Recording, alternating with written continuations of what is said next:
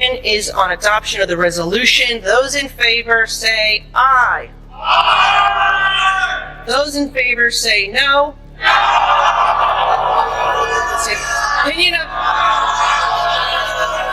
It's the opinion of the chair that the ayes have it and the resolution is agreed to. I apparently am giving Rep. Omar more credit than the Speaker is, because I don't believe she is naive. I believe that she knows exactly what she's doing. All right, you saw it. The moment the House officially voted to remove Ilhan Omar from the Foreign Affairs Committee. And if you listen closely, you could hear the outrage from her allies echoing through the chamber. But let's be honest, this move was long overdue. This wasn't about political games. It was about accountability. For years, Ilhan Omar's rhetoric has raised serious questions about her judgment and her commitment to the values this nation stands for. In today's video, we're breaking down exactly why this decision mattered. And we're starting with a powerful floor speech from Representative Lee Zeldin, a speech that voiced what millions of Americans have been thinking. This wasn't censorship. It was consequence. When you sit on a committee responsible for representing America to the world, your words matter. And when those words repeatedly cross the line, removal isn't revenge, it's responsibility. Stick around as we break down every angle of this story and what it means for the future of Congress. And if you believe in truth, accountability, and protecting America's integrity, make sure to like, subscribe, and stay tuned. CARE was founded after 9/11 because they recognized that some people did something and that all of us were starting to lose access to our civil liberty. Well, thank you, Mr. Speaker. Let's all be honest with each other. We are here today, right now, because of anti-Semitic rhetoric from one member of this chamber said again and again and again. We would not be on this floor right now otherwise to discuss this topic. If that member was a Republican, that member's name would be in this resolution, and this resolution would be all about condemning anti-Semitism, and it would be done so forcefully. That member in January had to apologize for talking about a hypnosis of Israel that they have over the entire world.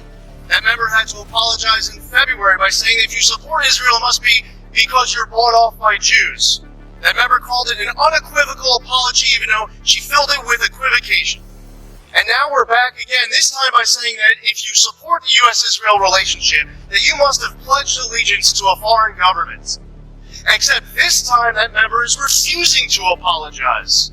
Even if you gave that member every benefit of the doubt that she had no idea what she was doing, why now wouldn't she be apologizing? Why would she be more emboldened to refuse an apology altogether? I apparently am giving Rep. Omar more credit than the Speaker is, because I don't believe she is naive. I believe that she knows exactly what she's doing. It is an American value, by the way, to have reasonable, legitimate criticism of a government, whether it be the U.S. government, Israel, or any other government. It is not an American value, though, to be hurling anti-Semitic rhetoric. Anti-Semitism must be condemned unequivocally and emphatically. We have members of this chamber who associate with Louis Farrakhan, who says, quote, Hitler was a very great man. Let's talk about a double standard.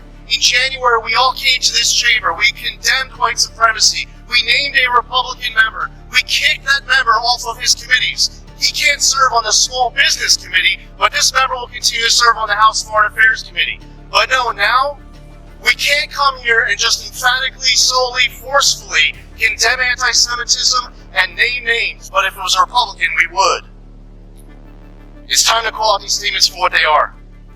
Pointed, bigoted, unreasonable, illegitimate, anti-Semitic. I commend my colleagues on the other side of the aisle who have been speaking out about all this anti-Semitism. A few members come to mind.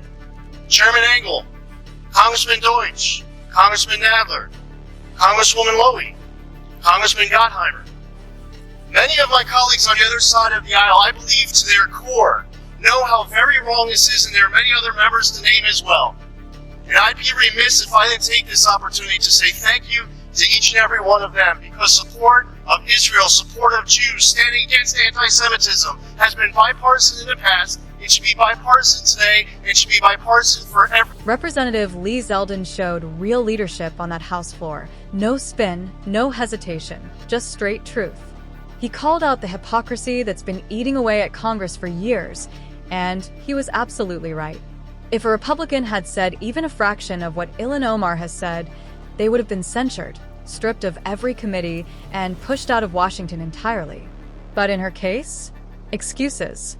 Weak resolutions condemning all hate, without ever daring to name the source of the problem. Zeldin refused to participate in that political theater, and he was right. That resolution was nothing more than a smokescreen meant to look like action while doing absolutely nothing. Americans are fed up. We don't want symbolism. We want accountability. And that vote you saw earlier, that was accountability. Omar's "some people did something" remark about 9/11 wasn't just careless, it was disgraceful. Nearly 3,000 Americans were murdered. Heroes sacrificed their lives. Our country was changed forever.